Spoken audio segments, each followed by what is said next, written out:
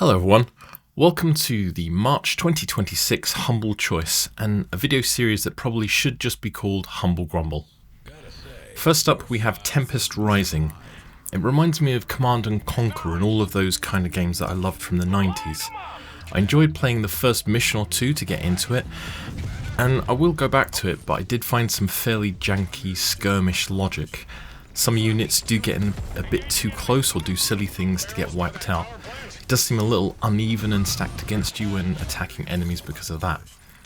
I also found one other annoyance. Early on it trains you to call in an airstrike, though I didn't notice or I missed any instruction on how to do that. I moved my troops back and then pressed H, which is typically hold this position, and I heard an airstrike was inbound, so I thought, oh great, it's airstriking the wall. And boom, my entire platoon is wiped out by a friendly fire airstrike. Thanks guys. It's a bit unplayable on Steam Deck as you can't really see the text or anything. I'll play it a bit more, but I may end up just reinstalling the Command and Conquer Ultimate Collection again instead. Next we have Chants of Sennaar. This is the first game from this month's selection I actually played, and I enjoyed it so much that I played the whole thing to completion on Steam Deck, where it plays really great. 10 hours or so later, I'd 100%ed the game and realised I'd not captured any footage from it yet, so had to go in again. You start in a strange land and interact with a group of people, solving puzzles and slowly learning their language. Eventually you meet other groups with their own languages and agendas, and you end up Rosetta Stoning their communication together to resolve the differences and unite the clans. It's a lovely game, I enjoyed it a lot, best game of the month. Third we have Sworn.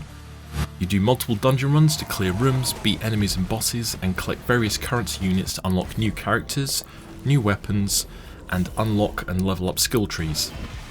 This is pretty great on Steam Deck too, but when reading the text from rewards offered in-game, it can be a little unclear which button is being shown by the tiny images for the triggers and bumper buttons.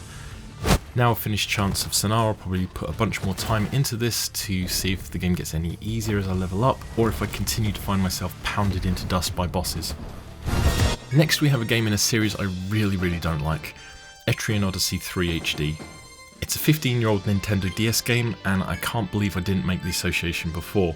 Suddenly the map drawing and annoying menu controls all make absolute sense. If this port were less lazy, they'd have made the menus a little bit clearer and less nonsensical, like when there are options to select but they don't work because you did something wrong and they didn't bother adding text to explain why. Gameplay wise, it's Etrian Odyssey. It's a dungeon crawler with map making because look, you can draw with a Nintendo stylus, but I'm really not a fan. If you liked 1 and 2, you'll like 3. For me, I spent more time fighting menus than fighting monsters. Next is Bread and Fred. I played this on the Steam Deck but found it a little frustrating. On the PC it was somehow even more frustrating. I got further on Steam Deck than on PC, but I found myself continually getting stuck trying to make the first jump early on in the game and just thought, you know what, life's too short for this. Fuck this shit. If you got the patience to master the traversal controls, it'll probably be quite fun. For me, it wore thin almost immediately. Game 6 this month is 0 Hour. I played at first on Steam Deck, but it was really hard to see the text. On desktop it was super janky. The tutorial starts you off in an assault course of targets. Reloading is annoying because it's not automatic. You can trigger a reload even if you had full ammo, and even if you had no ammo left, you still had to sit through this reload animation. Shooting seemed weird and inaccurate, like the raycaster was hitting a wall or a doorway, or the bullet range was 10 feet. You can only shoot when holding down the aim button it seems, and you can't just jump out and shoot a target.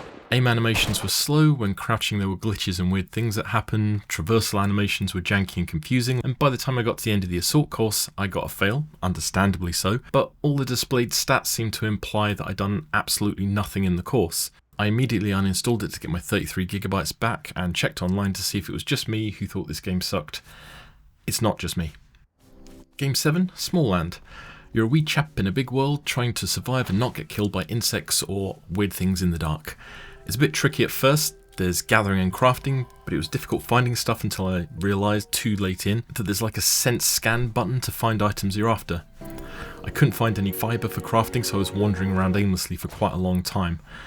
Eventually I got some weapons, some other gear, and got used to how things work, like having to harvest things that you kill. Harvesting and picking up are two different actions, but I think you can enable auto-collect in the options, which is a quality of life improvement.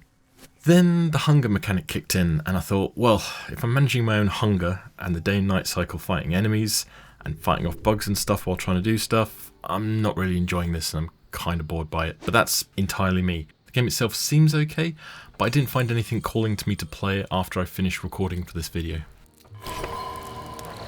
And last is Hard West 2.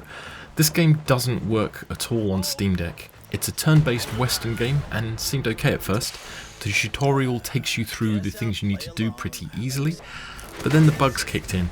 While doing the tutorial, I couldn't find any way to use the ladder, which is right there, to get to the roof and kill the last bad guy. There's probably something obvious going on, like I have to go through the car to get to the other side and flank him or something like that, but I found it a little bit infuriating, and at that point I also uninstalled it. I checked online, there seems to be a few threads about pathfinding and sometimes needing to restart missions, so yay. If you've got the patience and can work out whatever I clearly missed, then you're probably going to enjoy this game. It's quite polished at least, but it's not for me. And that's it. Out of the 8, the excellent Chants of Sennaar and Sworn are the 2 that I'm enjoying most. I feel like I got my money's worth just out of those 2. Anything else I can take or leave. How about you? Let me know in the comments and let me know if you're going to be buying it this month, and I'll see you next time.